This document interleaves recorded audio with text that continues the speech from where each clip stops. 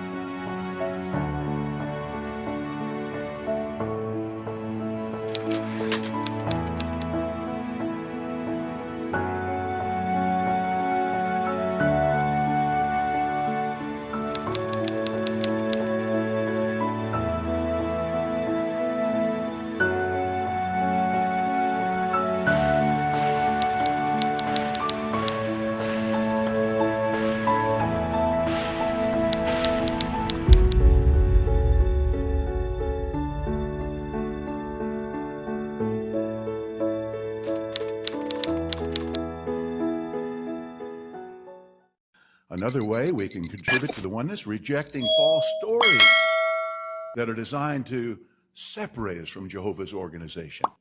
As an example, think about the apostate-driven lies and dishonesties that Jehovah's organization is permissive toward pedophiles. I mean, that is ridiculous, isn't it? If anybody takes action against someone who would threaten our young ones and takes action to protect our young ones, it's Jehovah's organization. We reject outright such lies.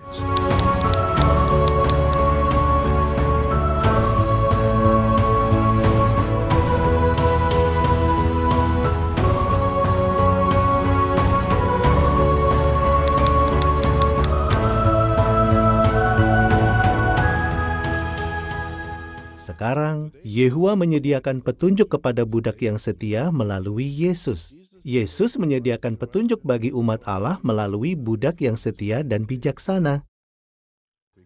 Jadi, kita bisa yakin sepenuhnya akan pemahaman rohani dan bimbingan yang mereka berikan.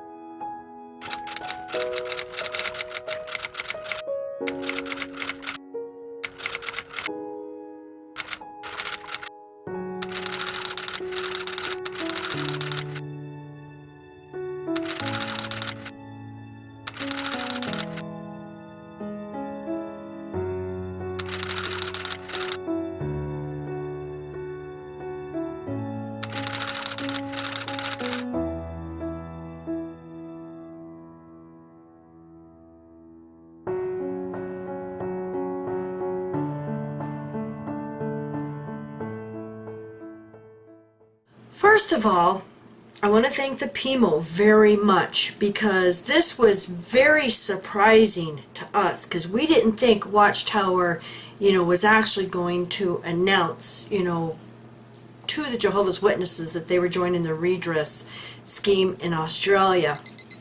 And also, we've been trying to verify, because the news media is reporting that, they are joining the Australian redress scheme, but yet the DSS committee of the redress didn't know anything about it.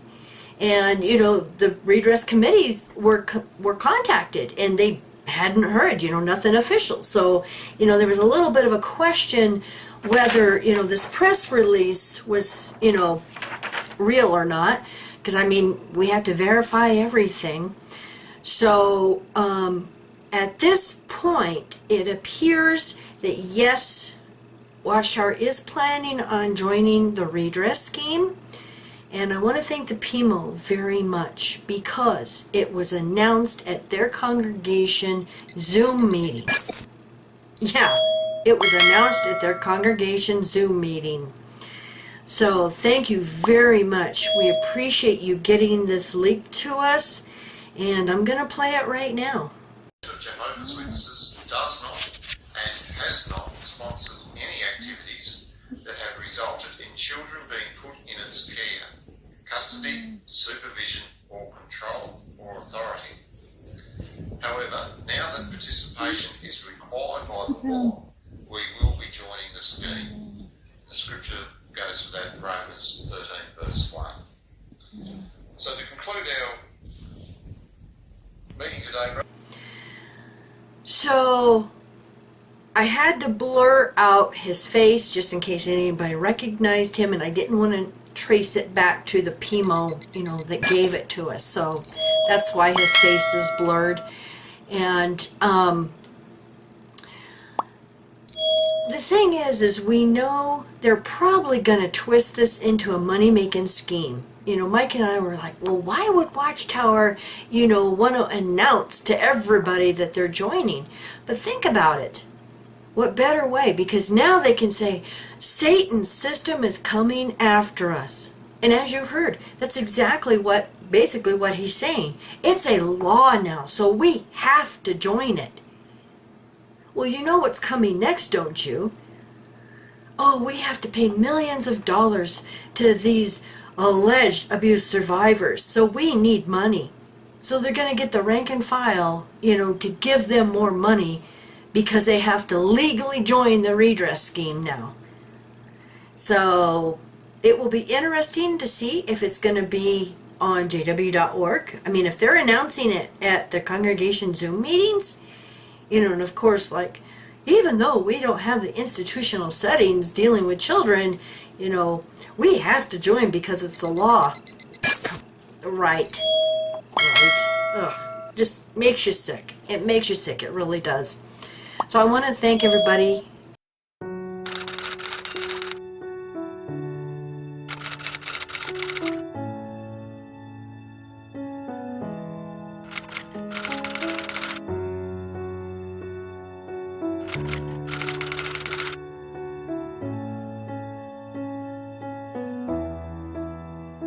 Romans 13, verses 1 and 2, we must listen to the governmental superior authorities who are permitted by Jehovah to care for certain functions. The importance of listening to these authorities is emphasized in verse 2, where it says, whoever opposes the authority, or according to the footnote, whoever resists the authority, has taken a stand against the arrangement of God. We know that these authorities exist by God's permission, and it's His will that Christians be subject to them as long as what they require doesn't conflict with His law. News reports are filled with stories of people ignoring the direction from the authorities or even protesting against it. But rebelling against secular authorities constitutes a rebellion against God.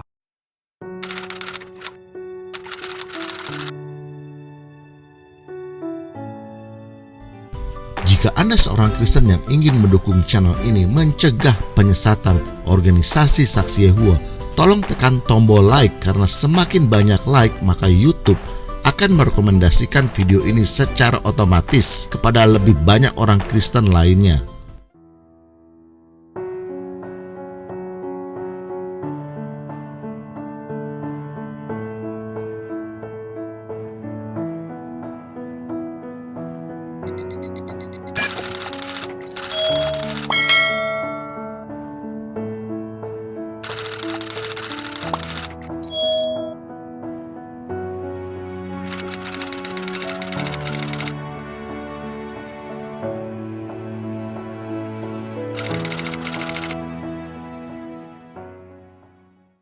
So that people believe that their leader has something special and that only that person has it, and you only get whatever that specialness is by being around that person. Right, and I'd now, say, I'm sorry. I just want to finish. Well, and why they do it, you know, I think it's different with each leader. It's usually a combination of money, sex, and power.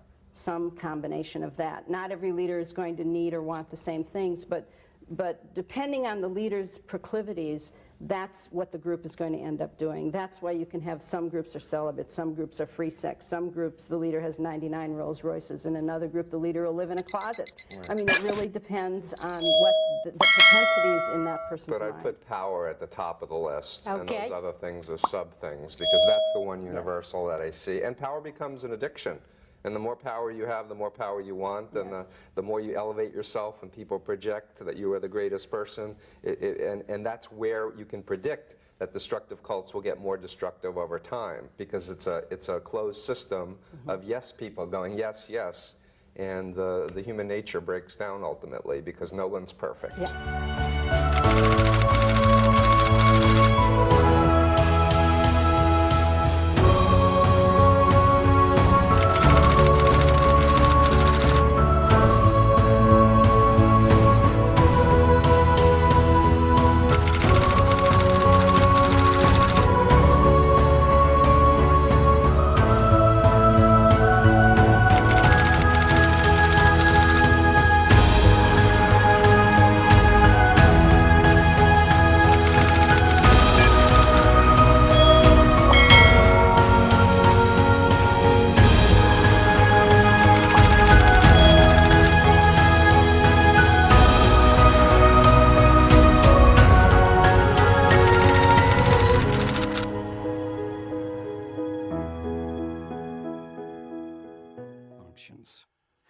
The importance of listening to these authorities is emphasized in verse 2, where it says, whoever opposes the authority, or according to the footnote, whoever resists the authority, has taken a stand against the arrangement of God. We know that these authorities exist by God's permission.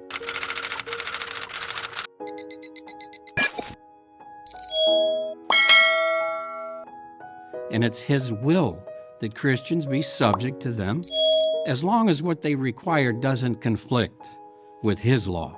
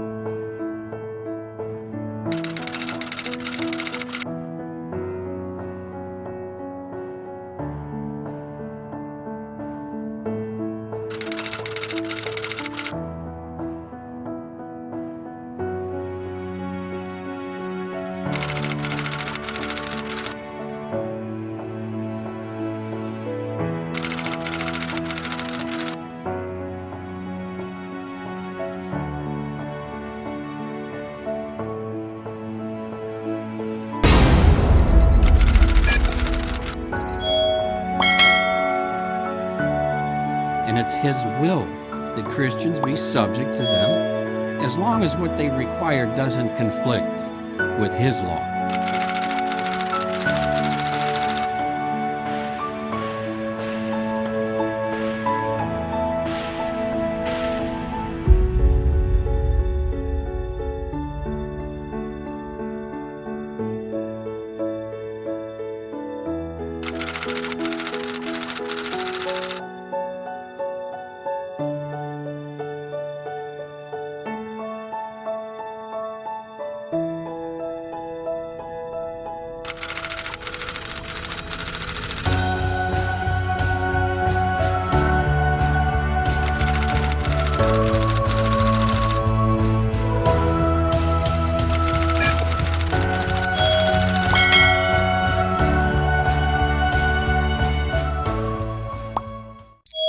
But rebelling against secular authorities constitutes a rebellion against God.